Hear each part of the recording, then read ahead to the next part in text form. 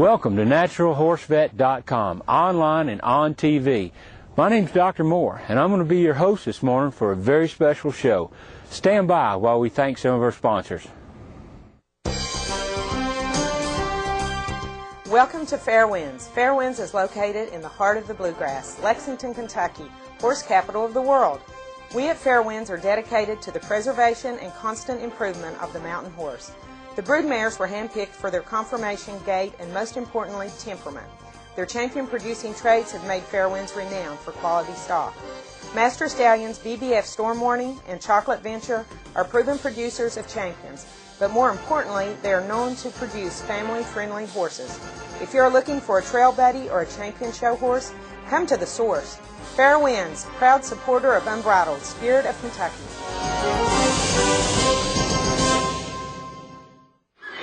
Hi, I'm Myra Addington at Fair Winds Farm, and we'd just like to give a big thank you to Dr. Dan and his wonderful products, and we especially like his red cow. We started using it about 3 years ago, and since then our babies have been up on their pasturings better and just healthier all around. And this is a former brood mare, now show mare, so it shows what this product can do. It's great for breeding operations or showing. We take it to every show. Thank you, Dr. Dan. Pleasure, performance, or pasture puppy pet, we all want what's best for our horses. Our mission at the Natural Horse Vet is to provide natural alternatives that work. Try Red Cow, balanced by nature, not by man. It's a healthy replacement to salt blocks, trace minerals, and other electrolytes. Top dress or free choice, you'll see the difference. It's our goal to provide the most effective natural alternatives for you, your horse, and even your pet.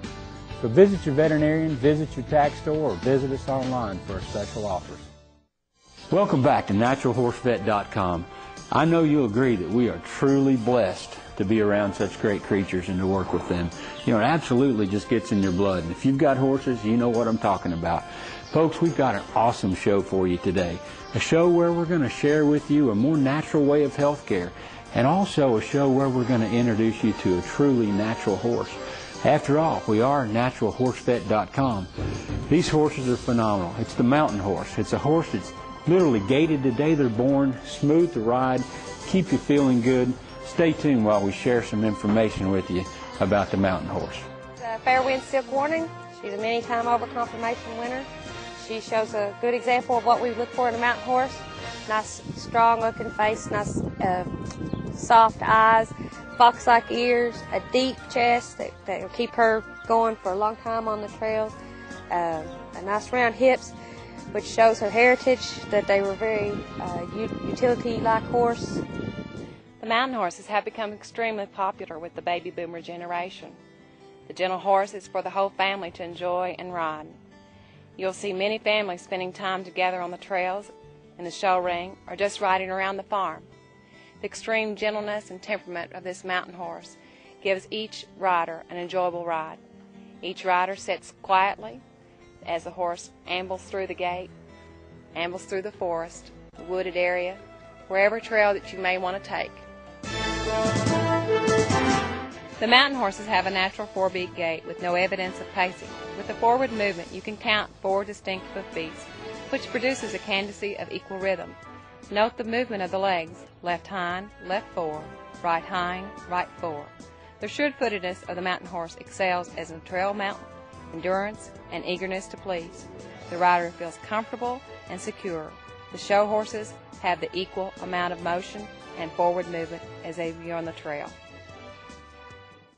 Keeping a horse in tip-top shape regardless of breed is really not as difficult as you might think.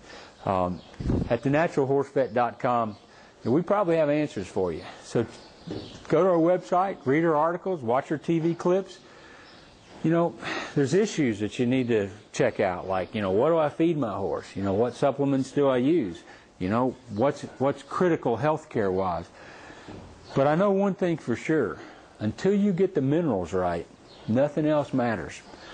So watch with me for just a second, a little clip I did not too long ago on national TV. Today I thought we'd talk a little bit about salt and minerals.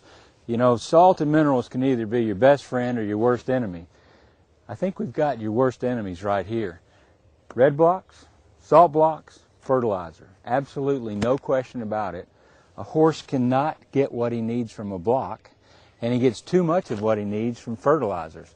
Now, we all want nice, lush green pastures, and we all know that horses need salt. Let me just try to explain a little bit about what I'm talking about here. You know, the problem with 10-10-10 or any fertilizer, 20-10-10 or whatever, is it's basically just nitrogen, potassium, and phosphorus. If a horse gets too much potassium, it's absolutely deadly. Absolutely no question about it. Now, why would a horse get too much potassium from fertilizer? The reason is grass that you put it on is a living, breathing organism. If grass thinks it's going to die, it obviously wants water. The way it gets that water is it pulls that potassium up from the ground because that brings the water with it. And when it does, and the horse eats it, it's deadly. The reason it's deadly is the potassium changes the gut pH. If the gut pH changes, then all kinds of problems can happen, like colic, laminitis, or founder. Certainly abortion in your mares is a possibility. But the way they balance that potassium is having available salt and other minerals. The problem with salt blocks and mineral blocks is that they just can't get what they need fast enough to balance that potassium. And that's why it's so important to have another source of salt and minerals. This is a mineral feeder. In this is a free choice, loose form of natural salt and minerals. The loose form is absolutely critical so they can balance that potassium and nitrogen and so on that they get from the fertilizer. What's so unique about this too is that it's an organic source of salt and mineral. See, most salt and minerals, even in the free choice form, are man-made mixes. You know, honest to goodness, you know, I even wonder whether or not man truly knows what horses need. We have recommended daily allowances to go on, but you know, quite honestly, they're pretty outdated. And I honestly think Mother Nature knows more than man does as far as a horse's needs or our needs or grass's needs or whatever. And when man tries to make a mix, sometimes he gets too much of what he doesn't need and not enough of what he does need. I've decided and found that it's best to actually go to natural sources of salt and mineral. You know, with our horses, we actually have a product that we've got from the desert that used to be the ocean. And in that ocean, of course, there was all kinds of micronutrients, maybe even nutrients that we haven't even discovered yet. And these nutrients are attached to this salt and minerals. And that's important because it makes them more readily absorbed. And as far as I'm concerned, this is the single most healthy thing you can do for your horse, is absolutely, without a doubt, have a loose, formula, free choice salt and minerals. No question. If you want healthy horses, throw away the blocks. Be very, very careful with the fertilizer. Definitely don't graze your horses after you put them out on it. And if you fertilize your fields in any way, shape, or form, or if you just want healthy horses in general, make sure they have a loose, granular form of free choice salt and minerals, preferably organic. Thank you. After that clip aired on national TV not too long ago, I was bombarded with the question, but what do I use? You know, what's the natural source of salt and minerals? Well, I'm here to tell you, in my not-so-humble opinion, that I believe the most effective health care prevention that you can do for your horse is to always make available a product that we make called Red Cow. It's so easy to use that all you have to do is literally just hang a bucket on a fence post and let them have all they want. It's an awesome product. They love it. Without a doubt, check it out. Red Cow.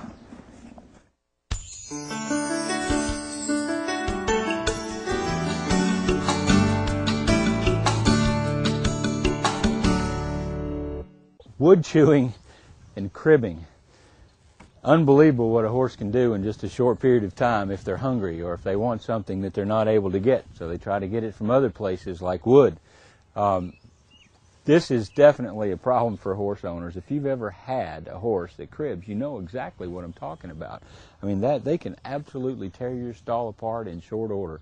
They can tear your wood fences down in no time flat. You know, before long, you've got a serious situation, health issues even around the barn because the boards are broken. But how do we prevent this and what causes it? You know, there's a lot of theories as far as the cause of wood chewing and cribbing. One is certainly they do it for a euphoric effect. There's actually a release of endorphins that's produced that gives them this high, this feeling of a high. That's actually been documented and proven. Certainly in this case, we're in a situation where they're close to their food. It may just be boredom that gets them started chewing. But to me, the biggest, most likely cause, in my humble opinion, is they're missing something. They're trying to get something from the wood. Oftentimes they'll even chew on bark of trees if those are in the pasture. Sometimes older trees, sometimes younger trees, but they can literally destroy all your trees in short order. I think they're really trying to find something that they're just not able to get in their diets. Without a doubt, I think our feeds today is a potential source of the problem.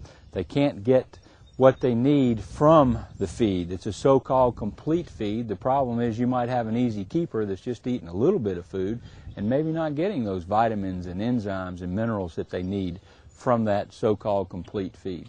That's why I think supplementing every day with the supplement is extremely important to make sure they get what they need.